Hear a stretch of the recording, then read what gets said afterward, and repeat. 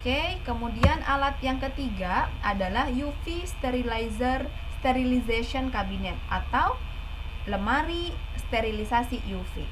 Jadi memang saat ini yang available itu adalah sterilisasi UV. Kalau yang gamma setahu saya belum banyak tersedia.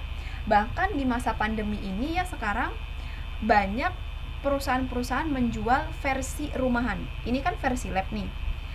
Ada kayak box gitu. Bahkan setahu saya ya pandemi ini lumayan banyak deh box yang nanti kita bisa gunakan untuk mensterilisasi HP, sterilisasi macam-macam gitu ya. Itu konsepnya sama. Di sini sterilization kabinetnya ini menggunakan sinar UV sebagai sumber pembunuh mikroorganisme. Sinar UV ini diperoleh dari panjang gelombang elektron pada panjang gelombang 330 hingga 400 nanometer. Nah, cara menggunakan alat ini adalah kita susun sampel yang mau kita UV dan tidak boleh menumpuk. Kenapa? Karena UV tidak bisa menembus satu zat yang berwarna. Dia harus bening. Jadi kalau kita tumpuk, khawatirnya yang bagian bawah tidak akan tersteril dengan maksimal.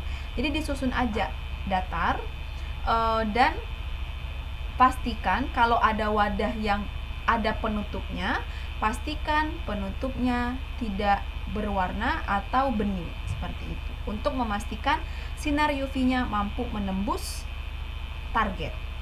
Oke. Cara gunanya susun sedemikian rupa, kemudian kita nyalakan sterilizernya. Di sini alatnya itu umumnya kita gunakan selama 30 menit saja. Jadi kita setting suhunya, tidak ada settingan untuk panjang gelombang, waktu. Hanya waktu. Idealnya itu 15 hingga 30 menit. Ambillah 30 menit. Kemudian ketika lampu menyala, sebelum lampu menyala, pastikan ditutup dengan sempurna. Karena UV ini selain bisa merusak asam nukleat mikroorganisme, juga bisa merusak asam nukleat manusia dan menyebabkan kanker. Makanya ketika kita ingin mensterilkan dengan menggunakan UV, setelah memasukkan semua sampel atau target atau alat atau apapun yang ingin kita sterilkan ke dalam sini, pastikan ditutup dengan sempurna. Kemudian kita nyalakan dan keluar dari ruangan ini. Jadi pastikan tidak ada orang yang sedang kerja di ruangan ini ketika terjadi sterilisasi. Memang sudah aman dengan kaca-kaca ini, tapi kita mengurangi potensi saja. Jadi memang tidak direkomendasikan ketika UV menyala ada orang yang bekerja di dalam lab tersebut. Nah, UV ini akan mati secara otomatis setelah 30 menit dan baru kemudian kita keluarkan sampel-sampel tadi, dan sampel tadi sudah dalam keadaan steril.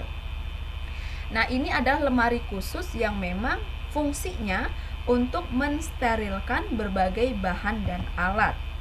Tapi ternyata metode atau penggunaan sinar UV ini juga digunakan pada biosafety cabinet atau BSC. Nah, jadi BSC ini adalah lemari seperti ini yang mana ada ini lampu ya, tapi lampu ini nanti juga bisa berubah warna jadi ungu, dan warna ungu itu adalah sinar UV. Nah, BSC ini kita gunakan untuk memastikan ini ada kacanya di sini, ini kaca ya. Jadi yang kebuka cuma area tangan kita bisa masuk ke dalam aja. Ada filternya, ada sirkulasi udara dan sebagainya. Ketika kita bekerja di dalam BSC ini, kita bisa memastikan bahwa tidak ada kontaminasi terhadap target kita. Gitu ya.